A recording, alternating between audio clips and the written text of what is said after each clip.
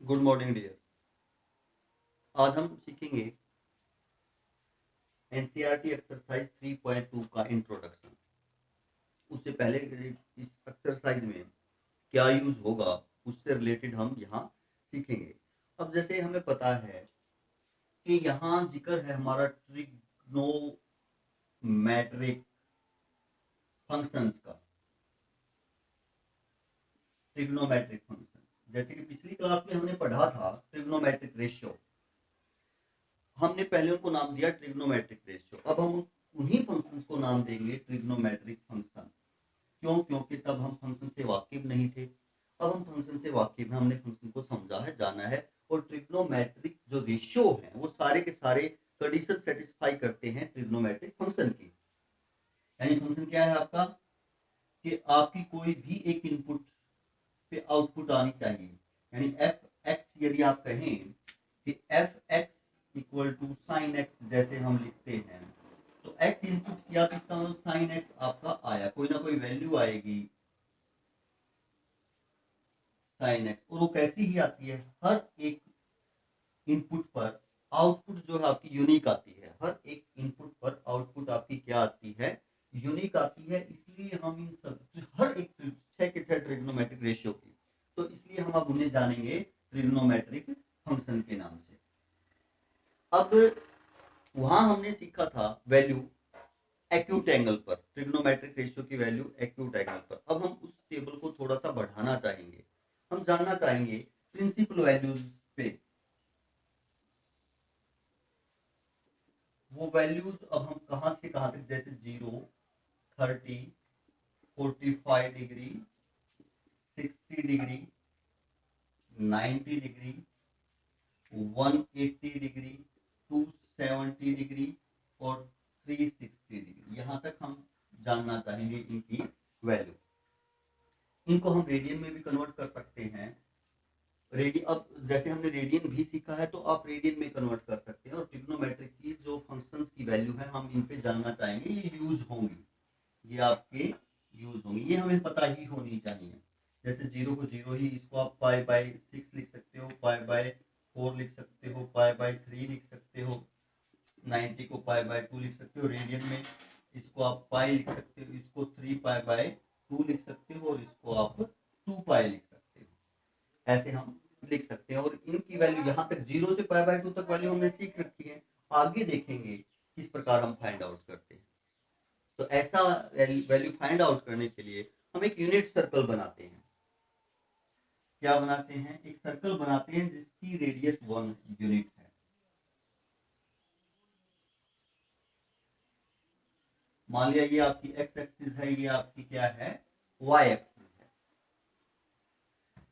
ये Y dash होगा, ये एक्स डैश होगा। आपको पता है अगर हमने इसकी रेडियस 1 यूनिट ली है तो ये यहाँ से ओरिजिन से ये जो डिस्टेंस है 1 होगा, तो ये 1 और 0 इसके कोऑर्डिनेट होंगे। मान लिया ये पॉइंट आपका ए है, इसके एक्स यहाँ 0 होगा और वाई यहाँ क्या होगा, 1। मान लिया ये पॉइंट बी है, यहाँ पर x माइनस 1 होगा, y आपका 0 होगा, क्योंकि रेडियस आपकी 1 है। तो मान लिया ये पॉइंट आपका c है और ये पॉइंट आपने d मान लिया, और d के कोऑर्डिनेट हमारे क्या होंगे, x 0 होगा और y माइनस 1 होगा। इस प्रकार आप कह सकते हैं इनके कोऑर्डिनेट होंगे।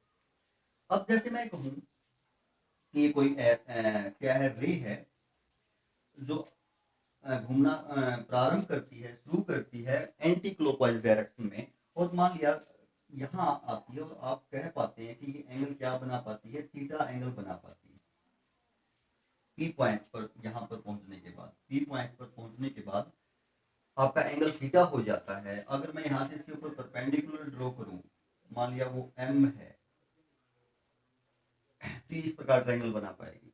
अगर मैं कहूं कि पी के कोऑर्डिनेट क्या होंगे in term of theta, in term of theta P के कोऑर्डिनेट क्या होंगे, तो आप देखें जैसे हम इसको यहां बनाएं, इस ट्रायंगल को यहां बनाएं,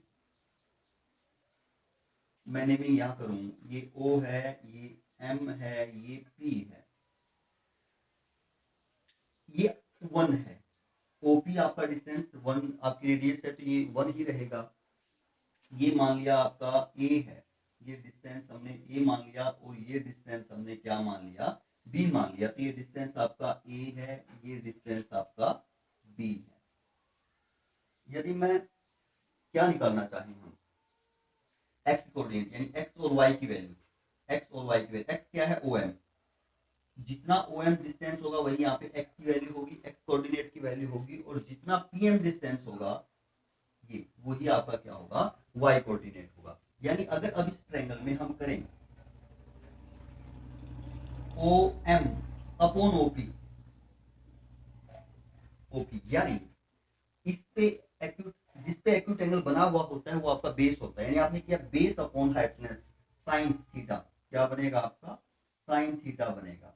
तो ओ एम क्या होगा, OP sine theta, sorry base upon कोस होता है कोस थीटा, तो ये आपका बनेगा ओपी कोस थीटा। क्या हुआ हमारा ओपी कोस थीटा, ओपी आपकी रेडियस है 1 होगी तो ओ एम कह सकते हो आप कोस थीटा होगा। यानी यहाँ एक्स कोऑर्डिनेट आपका क्या हुआ, कोस थीटा हुआ। वैसे आर कोस थीटा होता अगर इसको आप आर मान लेते हैं, बट आर की वैल्यू क्या है आपकी 1 है। इसी प्रकार यदि हम पीएम, ये जो पीएम है ये आपका वाई कोऑर्डिनेट होगा, और यदि आप इसी में पीएम अपॉन ओपी करें तो जो एक्यूट एंगल होता है उसके अपोजिट जो साइड है वो आपका परपेंडिकुलर होता है, परपेंडिकुलर अपॉन हाइपोटेनस क्या, यानी साइन थीटा होगा आपका अकॉर्डिंग टू एंगल थीटा। तो पी एम यहां से आप क्या लिख सकते हो, ओपी साइन थीटा, ओपी की वैल्यू 1 है रेडियस, तो आप क्या कह सकते हो कि साइन थीटा होगा, यानी वाई कोऑर्डिनेट क्या होगा, साइन थीटा। अगर ये रेडियस 1 है और कहीं पर भी कोई पॉइंट, जैसे आपने पॉइंट यहां ले लिया, तो ये एंगल बनेगा, मान लिया ये एंगल क्या है आपका फाई है, मान लिया ये एंगल क्या है आपका फाई है, तो ये कोऑर्डिनेट आपके कोस फाई साइन फाई हो जाएंगे। इसी प्रकार यदि आप फाइंड आउट करोगे कि R1 है, यदि R1 नहीं होता तो नहीं हो पाते, क्योंकि यहाँ हमने ये R1 ले रखा है, केवल ये किसके लिए है, R रेडियस 1 के लिए है, अदरवाइज ये कोऑर्डिनेट सभी में सही नहीं रहेंगे। ये तभी सही है जब R की वैल्यू, जब आपका OP यानी हाइपोटेनस आपका क्या है 1, ये हो जाएंगे। अगर कोई पॉइंट यहाँ लो तो ये एंगल, जैसे यहाँ पॉइंट लो तो एंगल एक्स एक्सिस के साथ यहाँ बनेगा, मान लिया वो आपका एंगल क्या है, कोई और मान लो, आप साई मान लो, तो वो कोस साई और साइन साई हो जाएंगे। यानी केवल जो एंगल होगा वो कोस और साइन के साथ लग जाएगा, जो भी एंगल होगा वो भी किसके साथ लग जाएगा, कोस और साइन के साथ लग जाएगा, वही उस पॉइंट के कोऑर्डिनेट हो जाएंगे। तो ऐसा हमने यहाँ से देख पाए। तो अब हम एक बार इसको रफ कर रहे हैं, कंफ्यूज ना हो इसके लिए, इसी से देख रहे हैं। अब देखें यहां तक की वैल्यूज हमें पता है। अब यहां अगर आप इस रे को बिल्कुल बढ़ाते बढ़ाते बी पॉइंट पर ले आए, इस रे को आप किस पॉइंट पर ले आए, बी पर, तो एंगल आपका थीटा कितने डिग्री हो जाएगा, 90 डिग्री हो जाएगा। आपका थीटा कितने डिग्री हो जाएगा, 90 डिग्री हो जाएगा। और यहाँ कोऑर्डिनेट क्या है, 0 और 1। इसका मतलब ये हुआ कोस थीटा की वैल्यू 0 है, कोस थीटा की वैल्यू क्या है, 0 है। थीटा क्या है आपका π/2, यानी कोस π/2 की वैल्यू क्या है, 0। और ये साइन थीटा, साइन यानी साइन π/2 की वैल्यू 1 है। यही होगा ना, क्योंकि जो भी एंगल है वही वैल्यू होती है, और यहाँ वैल्यू 0 और 1 है। 0 किसकी वैल्यू है, कोस की वैल्यू रहेगी, 1 किसकी वैल्यू रहेगी, साइन की वैल्यू रहेगी, थीटा π/2 जो भी एंगल है उसी पे होगी ना, ऐसा हमने देखा। तो आप कह पाएंगे, ये तो हमें पहले भी पता था कि कोस π/2 क्या है, कोस π/2 हमारा क्या होता है, 0 ही होता है, और साइन π/2 हमारा क्या होता है, 1 होता है। इसी प्रकार यदि हम इस रे को आगे बढ़ाते बढ़ाते बिल्कुल यहाँ ले आए, तो आपका थीटा पाई हो जाएगा, ये सारा एंगल आपका क्या हो जाएगा, पाई हो जाएगा। अब ये -1 किसकी वैल्यू है, कोस की वैल्यू है, यानी कोस पाई की वैल्यू है, कोस पाई -1, क्योंकि इसको कोस थीटा और साइन थीटा रहेंगे ना, और थीटा आपका पाई है, that means cos pi -1 sine pi 0, sine pi क्या होगा, 0। यानी हमने पाई पे चेक कर ली, यहां हमने चेक कर ली कि वैल्यू क्या होगी। तो कोस पाई -1 साइन पाई 0। इसी प्रकार यदि इसको आगे बढ़ाते बढ़ाते जो एंगल यहाँ है आप यहाँ ले आए, तो हमारा एंगल क्या हो जाएगा, थीटा। थीटा की जो वैल्यू है इस पे आपके थीटा की वैल्यू 3π/2 हो जाएगी। π/2 प्लस π/2 प्लस π/2 3π/2 हो जाएगी आपकी। और ये यहाँ कोऑर्डिनेट 0 और -1 है। 0 किसकी वैल्यू है, कोस थीटा की, पहला कोस थीटा। -1 किसकी वैल्यू है, साइन थीटा की। और थीटा हमारा क्या है, 3π/2, यानी कोस 3π/2 क्या होगा, 0 होगा। एंड साइन 3π/2 क्या होगा, -1 होगा। क्या होगा, -1 होगा यहां पर। और यदि हम इस रे को आगे, यहां आ गई आपकी रे इसके ऊपर, अगर इस रे को आगे बढ़ाते बढ़ाते बिल्कुल इस पॉइंट ए पर ले आए, तो आपका एंगल हो जाएगा 2π। हमारा एंगल क्या हो जाएगा, 2π। कंप्लीट चक्कर पूरा करने के बाद एंगल क्या बनता है आपका, 2π बनता है। और यानी 1 किसकी वैल्यू होगी, कोस थीटा की। 0 किसकी वैल्यू होगी, साइन थीटा की। बट थीटा कितना है आपका, थीटा यहाँ 2π है, तो कोस 2π पहली वैल्यू 1 एंड साइन 2π आप कह सकते हो क्या होगा, 0। साइन की वैल्यू है और थीटा आपका ये है। तो इस प्रकार हमने ये वैल्यू फाइंड आउट की।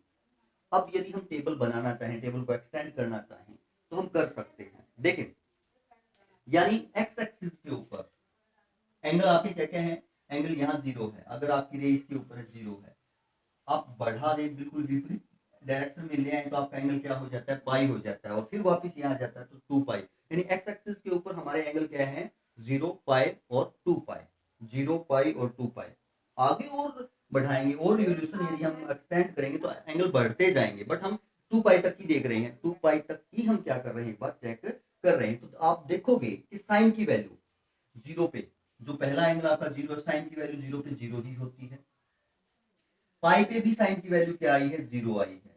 और 2π पे भी साइन की वैल्यू क्या आई है, 0 आई है। तो आप इस बात को ध्यान रख सकते हैं कि अगर कोई एंगल एक्स एक्सिस के ऊपर लाई करता है, यानी इस प्रकार का एंगल है, 0 है, पाई है, 2π है, 3π है, तो उन पे साइन की वैल्यू क्या होगी, 0 होगी। कोस की वैल्यू 0 कहाँ है, देखें आप, कोस यहाँ और यहाँ 0 है। मींस यहाँ एंगल क्या हो जाता है, एक्स, अगर π/2 हो जाता तो एक्स एक्सिस बन जाती है। 3π/2 हो जाता है तब भी वो एक्स एक्सिस बन जाती है। एंगल जो रे है वो आपकी क्या बन जाती है, एक्स एक्सिस। ये उठने वाली आपकी एक्स एक्सिस के बिल्कुल ऊपर आ जाती है। एंगल π/2 और 3π/2 है। यानी आप कह सकते हैं यदि आपका एंगल π/2 है तो कोस की वैल्यू 0 होगी, और 3π/2 है तो कोस की वैल्यू क्या होगी, 0 होगी। क्योंकि आपकी रे यहाँ आ जाए तो y एक्सिस पे आ जाती है। देन आप कह सकते हैं कि y एक्सिस पे यानी π/2 और 3π/2 यदि एंगल है तो आपके कोस की वैल्यू क्या होगी, 0 होगी। ऐसा याद रखने के लिए आप कर सकते हैं। अब यदि हम टेबल बनाना चाहें, एक्सटेंड करना चाहें, तो आप टेबल ऐसे बना सकते हैं। एक बार रफ करते हैं, यहां बना लेते हैं हमारी टेबल।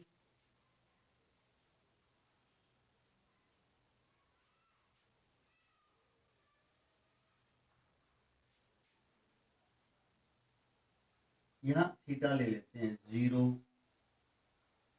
0 के बाद क्या था आपका π/6। π/6 के बाद क्या था, π/4। π/4 के बाद आपका π/3। π/3 के बाद π/2। फिर आपका पाई एंगल था, फिर 3π/2 एंगल था, और फिर पाई एंगल। इन पे हमने चेक किया साइन थीटा की वैल्यू। नीचे कोस की बना देंगे। अब देखिए साइन 0 होता है। साइन 0 क्या होता है, 0 होता है, ये हमें पता ही है। π/2 तक का हमें पहले पता है। साइन 0 0 होता है। साइन π/6 30 1/2 होता है। 1/√2 होता है। √3/2 होता है, और ये 1 होता है। और कोस थीटा यदि हम देखें तो बिल्कुल उल्टा लिखते हैं, यानी कंप्लीमेंट्री एंगल के इक्वल होता है। 0 का कंप्लीमेंट्री एंगल कौन होता है, 90। तो कोस साइन 90 की ये 1 होती है, यानी उल्टा लिख देंगे यहाँ √3/2। 45 45 पे दोनों सेम होते हैं, 45 पे दोनों सेम, यहाँ 1/2 और यहाँ 0, इस प्रकार होता है। फिर हमने साइन की पाई पे वैल्यू देखी 0, यानी जो एक्स एक्सिस पे वैल्यू आती है, जो एंगल आता है साइन की, वहां वैल्यू क्या होती है, 0 होती है। और 3π/2 ये टेबल अगर हमें ये ध्यान में है, ये साइन की वैल्यू है -1, ये कोस है, ये साइन है 3π/2 पे। और 2π पे, सॉरी ये 2π है, 2π पे आपका साइन, सेकंड साइन है ना, 0। अब कोस पाई पे, ये पाई है आपका, और कोस आपका पहले वाला है तो -1, कोस क्या था आपका पहले वाला, और हमने फाइंड आउट किया है पाई पे। 3π/2 पे कोस 0 और 2π पे कोस 1, 2π पे कोस 1 होता है, ये हमें पता है। अब यहां से आप tan की वैल्यू फाइंड आउट कर सकते हैं, यहां से हम किसकी वैल्यू फाइंड आउट कर सकते हैं, tan थीटा। और हमें पता है कि tan थीटा जो है वो क्या होता है, sin theta upon cos theta होता है। ऐसी आप दोनों को अपॉन में करेंगे साइन और cos को, तो वैल्यू फाइंड आउट कर सकते हैं। इसके लिए आपको डिवीजन के रूल्स का पता होना चाहिए कि एक संख्या को दूसरी संख्या से यदि आप डिवाइड करते हैं तो कैसे आप डिवाइड कर पाते हैं। देखते हैं, देख किस प्रकार रहेगा।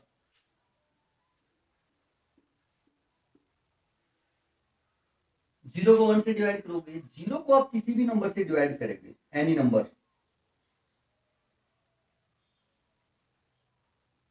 वैसे 0 को छोड़ करके, 0 को आप किसी भी नंबर से डिवाइड करोगे जो कि 0 नहीं होना चाहिए, 0 को छोड़ करके, तो 0 ही आएगा। 0 को 0 से डिवाइड करेंगे तो नहीं आएगा। 0 को कोई भी और नंबर है, किसी भी नंबर से डिवाइड करेंगे, किसको छोड़ के, 0 को छोड़ के, तो आपका 0 ही आएगा।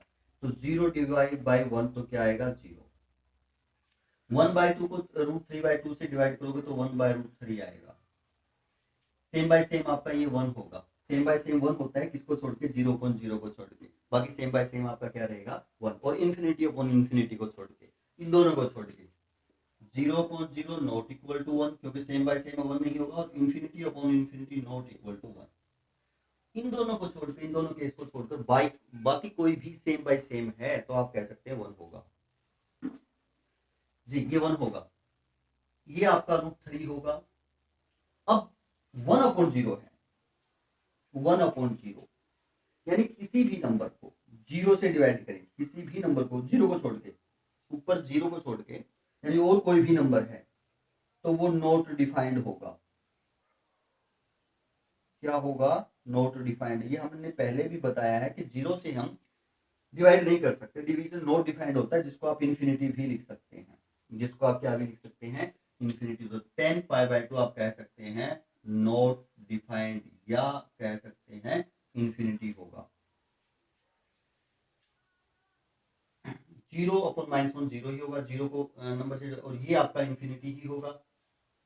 0 ये और 1/0 आपका क्या होगा, 0/1 क्या होगा, 0 ही होगा। तो आपका टेंजेंट भी यदि आप देखें एक्स एक्सिस के ऊपर, टेंजेंट को भी यदि आप देखें एक्स एक्सिस के ऊपर, एक्स एक्सिस के ऊपर 0 एंगल होगा, एक्स एक्सिस के ऊपर पाई एंगल होगा, एक्स एक्सिस के ऊपर 2π एंगल होगा, तो वहां tan भी 0 है, वहां tan भी क्या है, 0 है, साइन भी क्या है, 0 है एक्स एक्सिस के ऊपर।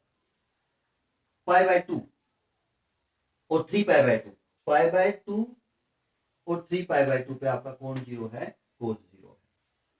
अब बाकी तीन जो बचते हैं आपके, वो इनके रेसिप्रोकल हैं। साइन के रेसिप्रोकल आपके कोसेक हो जाएंगे, कोस के रेसिप्रोकल सेक हो जाएगा, और टेन के रेसिप्रोकल हमारे क्या हो जाएंगे,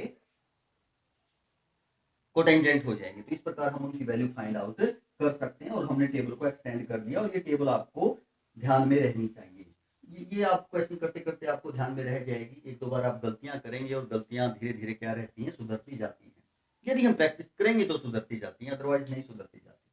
अब हम ये देखेंगे कि इसी में आपका साइन और कोस की रेंज कहां तक आप पाओगे कि हो सकती है। जैसे आप यहां देखें, इसको जैसे आप ने क्या माना है, ए माना है, इसको जैसे आपने क्या माना है, बी माना है। यदि आप वहां करें A/R, यदि वहां देखें आप A/R क्या होगा, जो इसकी वैल्यू है, ये जो ए है आपका, जैसे पॉइंट आपका यहाँ बटा बटा बटा बिल्कुल इसके ऊपर भी आ सकता है, यानी ए की वैल्यू आप कह सकते हैं ए की जो वैल्यू है वो लेस देन इक्वल टू 1 और ग्रेटर देन इक्वल टू -1 होगी। ऐसा कह सकते हैं। क्यों? देखो ये इधर अगर ए देखो ए आपका ए जो पॉइंट है इसके अकॉर्डिंग जैसे यहाँ लें यहाँ लें यहाँ लें यहाँ लें किस सर्कल के ऊपर कोई पॉइंट ले तो उसके ऊपर डिपेंड करेगा ए कि भाई ए इतना भी हो सकता है इतना इतना इतना इतना इतना इतना और यहाँ पॉइंट बिल्कुल नहीं तो आपका ये डिस्टेंस बढ़ सकता है। और इसी प्रकार फिर इधर आ जाए पॉइंट यहाँ यहाँ यहाँ यहाँ तो इधर कोई पॉइंट आपका यहाँ तक आ सकता है यानी कंप्लीट यहाँ तक आ सकता है या यहाँ तक 1 से ज़्यादा नहीं जा सकता -1 से कम नहीं हो सकता तो यानी ए की जो वैल्यू है यहाँ लाई करेगी। सिमिलरली जो बी है वो भी आपका यही लाई करेगा यानी बी जो है वो वाई का मान है वो यहाँ यहाँ यहाँ यहाँ यहाँ यहाँ यहाँ तक हो सकता है नीचे यहाँ तक हो सकता है यानी बी भी आपका लेस देन इक्वल टू 1 और ग्रेटर देन इक्वल टू -1 होगा जी। इस बात से सहमत हैं आप? बिल्कुल होंगे। इस प्रकार होगा ए और बी का मान। अब देखें आप ए है क्या, ए को आप ऐसे लिख सकते हैं ए अपॉन आर करें हम ए अपॉन आर इसमें ये A upon R base upon hypotenuse cos theta होगा। आर की वैल्यू 1 है यूनिट सर्कल है आर की वैल्यू 1 है तो ए कोस थीटा है ए क्या है कोस थीटा तो ए की वैल्यू यहां रखें तो आप कह सकते हैं cos theta less than equal to 1 greater than equal to -1 यानी जो कोस के मान है वो -1 हो सकता है या -1 से बड़े हो सकते हैं 1 हो सकता है या 1 से छोटे हो सकते हैं।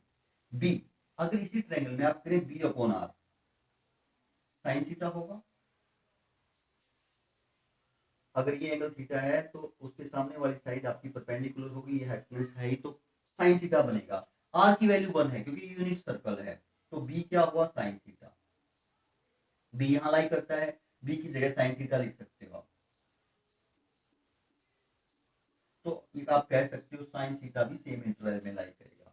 यानी हम कह सकते हैं थीटा के किसी भी मान के लिए यहाँ तो देखो एंगल कुछ भी हो सकता है इस प्रकार आप इसको रोटेट करोगे तो एंगल कोई भी बन सकता है इसकी वैल्यू इससे बाहर नहीं जा सकती तो आप कह सकते हो साइन थीटा की वैल्यू 1 और -1 के बीच में होगी इससे ज्यादा नहीं हो सकती। आप कह सकते हैं कि सर आपने यूनिट सर्कल ही लिया है हम अगर 2 रेडियस का सर्कल ले लें तब तो ऐसा नहीं होगा तब आपके पॉइंट साइन थीटा और कोस थीटा भी नहीं बनेंगे।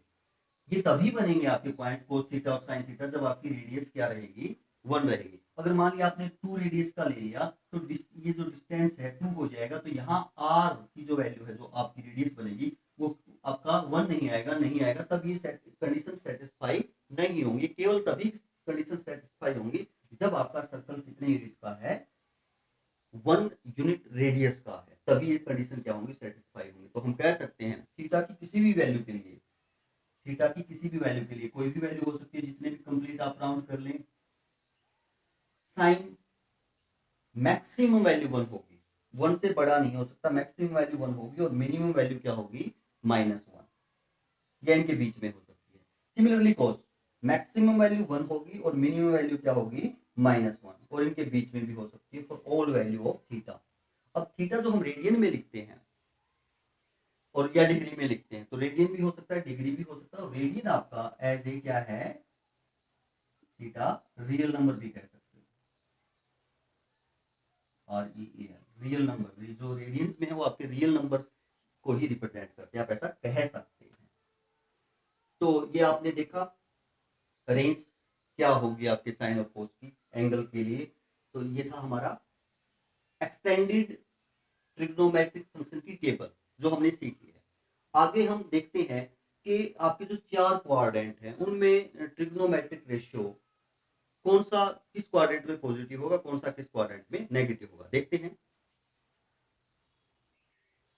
क्वाड्रेंट में साइन से पहले हम इनका जनरल फॉर्मूला और चेक कर लेते हैं कि आपका साइन क्या कहां कहां रहेगा। जैसे साइन आपने लिखा 0 है साइन थीटा की वैल्यू क्या है 0 जनरल वैल्यू देख लेते हैं कि ये कहां होगा।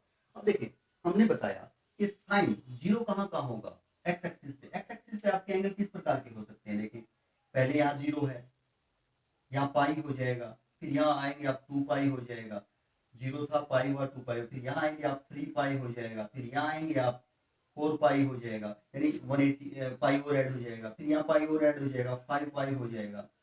इस प्रकार एंगल चलते रहेंगे तो यानी उन सभी पे इन सभी एंगल्स पे आप कहेंगे साइन 0 होगा। तो यदि हम एक स्पेसिफिक यानी जनरल फार्मूला देना चाहें कि वो एंगल होगा क्या तो आप ऐसा कह सकते हैं जो थीटा की वैल्यू है वो यहाँ या यहाँ लाई करेगी, उसको आप एन पाई लिख सकते हैं, उसको आप क्या लिख सकते हैं, एन पाई। जहां एन लिख सकते हैं क्या होगा, इंटीजर होगा। जहां आप एन लिख सकते हैं इंटीजर होगा, इंटीजर 1 2 3 4 या 0। जैसे 0 लिखेंगे तो आप 0 पे हो जाएगा, 1 लिखेंगे तो पाई हो जाएगा, तो ये ही एंगल आएंगे। और नेगेटिव डायरेक्शन में भी आपके, क्योंकि इंटीजर तो नेगेटिव भी होते हैं, अगर हम हाँ पॉजिटिव डायरेक्शन में चले तो आपका एंगल नेगेटिव होगा। यहाँ जैसे आपका क्या होगा 0, यहाँ माइनस पाई, यहाँ माइनस 2 पाई, ऐसे चले तो उनके लिए भी आपका यही रहेगा। तो एक जनरल फॉर्मूला आप इस प्रकार इसका दे सकते हैं। फिर जैसे आपने देखा कि कोस थीटा की वैल्यू 0 है, कोस थीटा की वैल्यू क्या है, 0 है। कहाँ है, जैसे यहाँ है पाई बाई 2 पे, फिर आप यहाँ आए 3 पाई बाई 2 पे, फिर आप यहाँ आए, यहाँ आप आए तो आपका इसमें क्या और ऐड हो जाएगा, पाई और ऐड हो जाएगा, क्योंकि इस पे और इस पे है ना, जितने चक्कर आप रिवोल्यूशन आप करके आएंगे, इस पे और इस पे जो एंगल बनेगा वही कोस आपका क्या होगा, 0 होगा। जैसे मैं पाई बाई 2 पे, 3 पाई बाई 2 पे, यहाँ फिर आपका 5 पाई बाई 2 हो जाएगा, यहाँ फिर आपका 7 पाई बाई 2 हो जाएगा, इसी प्रकार चलता जाएगा। यानी आप ध्यान दें, यह सभी जो है पाई के ओड मल्टीपल है, पाई बाई 2 के, पाई बाई 2 के मल्टीप्लाई में ओड संख्या है, पाई बाई 2 के मल्टीप्लाई में ओड नंबर है, पाई बाई 2 के मल्टीप्लाई में ओड है, यानी सभी पाई बाई 2 के मल्टीप्लाई में ओड है। यहाँ भी पाई बाई 2 के मल्टीप्लाई में 1 है, ओड है। तो आप ऐसे कह सकते हैं कि थीटा की जो वैल्यू है वो 2n प्लस 1 मल्टीप्लाई में पाई बाई 2 होगी। अब देखें 2n is always even, 2n is always even. अगर n आपका क्या है, नेचुरल नंबर है, तो ये इवन होगा। ये इंटीजर है तो आप कह सकते हैं कि इवन होगा। अगर किसी भी इवन नंबर में आप 1 ऐड करेंगे, किसी भी इवन नंबर में यदि आप 1 ऐड करेंगे तो ओड मल्टीपल रहेगा। क्या रहेगा, ओड मल्टीपल। तो 2n plus 1 is always odd when n is integer. तो आप देखें तो ये होगा एंगल। तो आप कह सकते हैं कोस थीटा कहाँ 0 होगा आपका, जब आपका एंगल ये है 2n प्लस 1 पाई बाय 2। तो इस प्रकार हम एंगल्स के बारे में बता सकते हैं, किसी भी एंगल को चेक करके इस प्रकार के कौन सा एंगल कहाँ है और वो किस प्रकार होगा। तो आप हर एक एंगल के बारे में ऐसा बता सकते हैं। अब हम देखेंगे कौन से क्वाड्रेंट में कौन पॉजिटिव है और कौन ट्रिग्नोमेट्रिक रेशियो जो है वो नेगेटिव है। रेशियो कहीं या फंक्शन कहीं, देखते हैं। जैसे ये है आपके क्वाड्रेंट, ये आपकी एक्स एक्सिस है, ये वाई एक्सिस, ये एक्स डैश है, ये वाई डैश है। यहाँ आपको पता है एंगल 0 से, अगर कोई रे इसी के ऊपर है बिल्कुल तो एंगल आपका 0 से स्टार्ट होगा। अगर फिर यहाँ आपकी रे यहाँ आ जाती है होते हुए तो आपका एंगल वाई एक्सिस पे ही क्या हो जाएगा, पाई बाय 2। फिर आपकी रे यहाँ आ जाती है तो इस एक्सिस पे, एक्स डैश पे आपका एंगल पाई हो जाएगा। और यदि आपकी रे वाई डैश पे आ जाती है तो आपका एंगल 3 पाई बाय 2 होगा। 3 पाई बाय क्या होगा, 2 होगा। यानी हम कह सकते हैं 0 से पाई बाय 2 तक हमारा फर्स्ट क्वाड्रेंट है।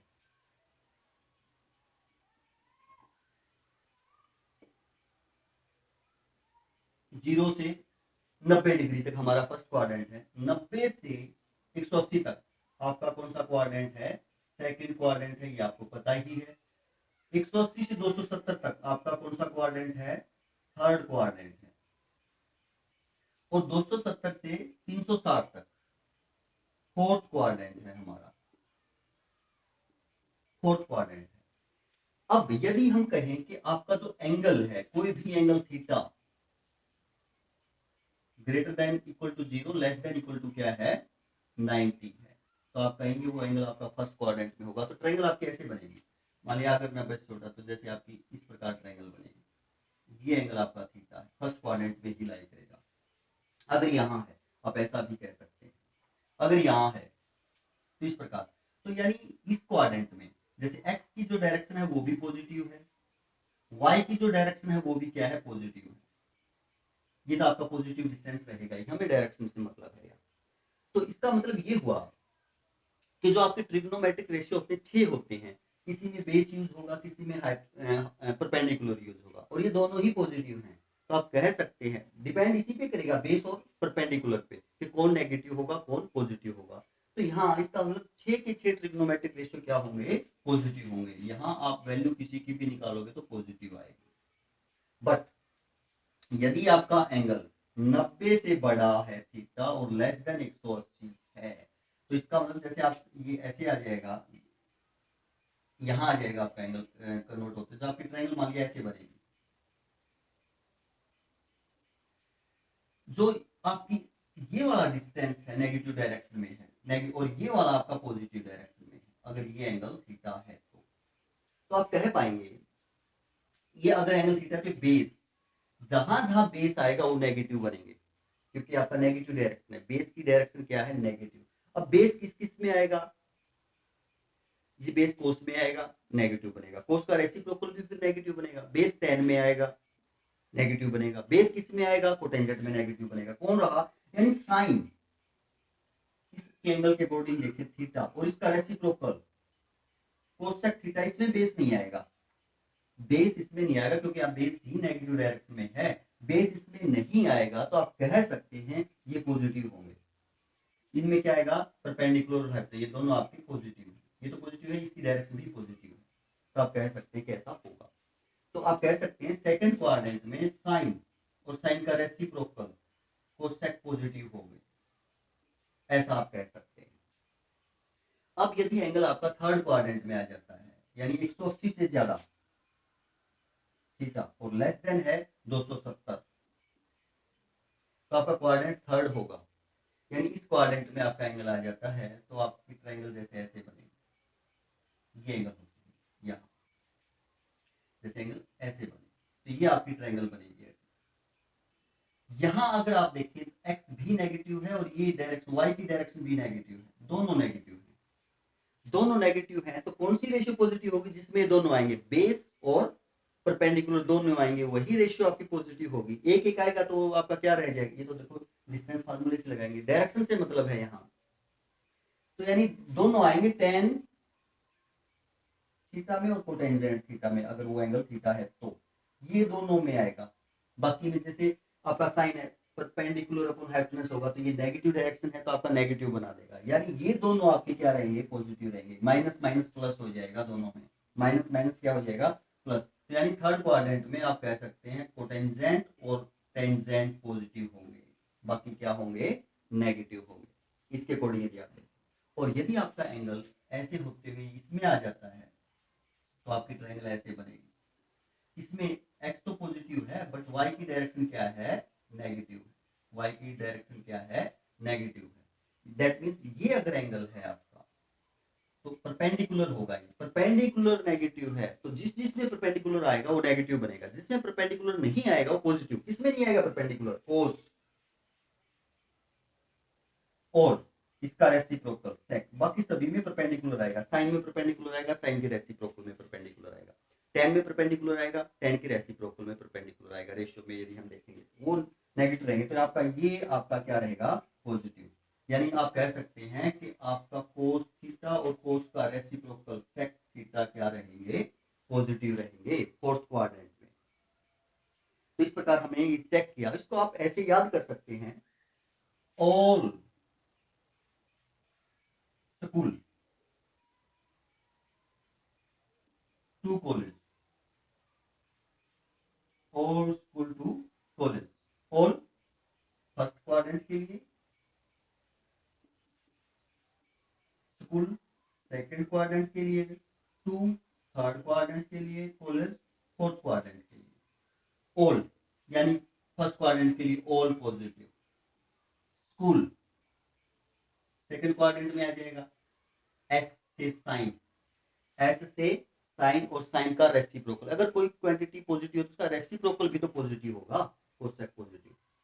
टू थर्ड क्वाड्रेंट के लिए, टू किसके लिए, थर्ड क्वाड्रेंट के लिए, to means tan, to means tan, T से टेन का रेसिप्रोकल। फोर्थ क्वाड्रेंट में क्या रहेगा, सी कॉलेज,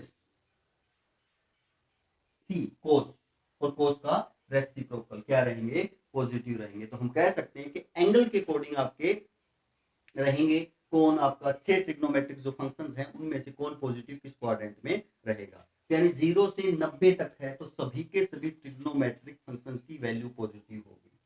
90 से ज्यादा और 180 से कम है तो साइन और साइन का रेसिप्रोकल कोसेक की वैल्यू पॉजिटिव रहेगी, बाकी सभी 4 जो बचेंगे उनकी वैल्यू यहाँ नेगेटिव आएगी अगर एंगल यहाँ लाई करता है तो। अगर एंगल थर्ड क्वाड्रेंट में लाई करता है यानी 180 से ज्यादा 270 से कम तो टेन और कोटेंजेंट की वैल्यू पॉजिटिव आएगी, बाकी सभी की नेगेटिव आएगी। और यदि फोर्थ क्वाड्रेंट में आपका एंगल है तो कोस और सीकेंट की वैल्यू पॉजिटिव रहेगी, बाकी सभी की वैल्यू क्या रहेगी, नेगेटिव रहेगी। तो ये था हमारा बेसिक्स उस एक्सरसाइज इसके लिए, सेकंड एक्सरसाइज के लिए। थोड़ा बहुत बेसिक और है वो और जानेंगे नेक्स्ट पार्ट में। तो करते रहिए, चलते रहिए। थैंक यू, धन्यवाद।